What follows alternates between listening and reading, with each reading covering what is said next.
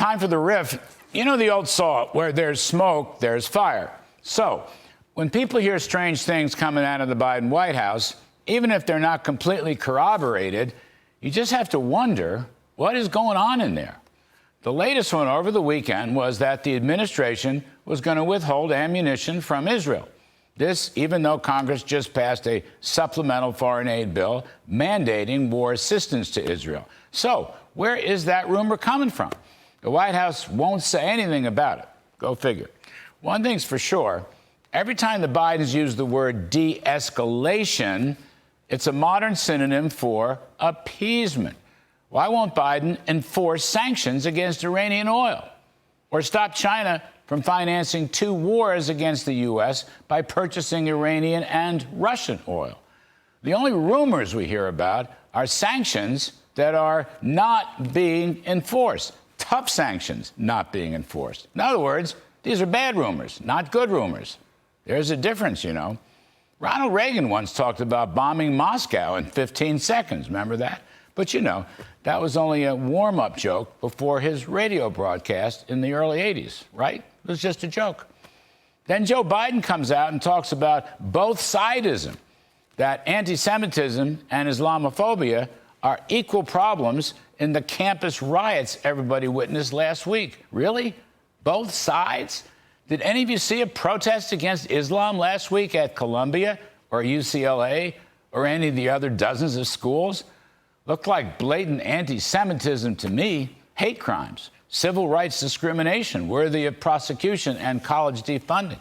But I didn't hear any of those rumors coming out of the White House. Not that. Here's one from a WSJ headline today. Biden races to Trump-proof his agenda. It's a whole long story about Biden's regulatory war against energy, business, consumers, the economy, about $1.5 trillion worth so far and still counting. Trump-proof. I'm sure it's just a rumor, right? Wrong. Absolutely wrong. That is just what they're doing. Remember, folks, where there's smoke, there's fire. Or how about this rumor that Joe Biden created 15 million new jobs, except, wait a minute, turns out these are actually old jobs coming out of Trump's V-shaped pandemic recovery, and most of the new jobs are government-adjacent jobs, government, healthcare, social assistance, fake Biden jobs, in other words. Or there's Joe Biden popping off against the Federal Reserve that they have to cut interest rates to juice up his reelection economy. Rumor?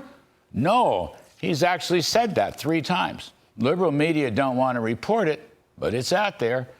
And then finally, this New York trial judge suggesting he might have to throw Trump in jail for what many people believe to be an unconstitutional gag rule. Can't blame that totally on Biden. But then again, there are several former Biden prosecutors working the case in New York City. It's probably the worst case anybody's ever heard. But then again, what if Trump goes to jail? What if that rumor turns out to be true?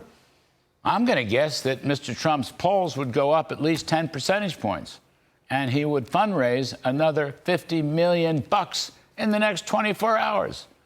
Just saying. You know, folks, where there's smoke, there's fire. And that's the riff.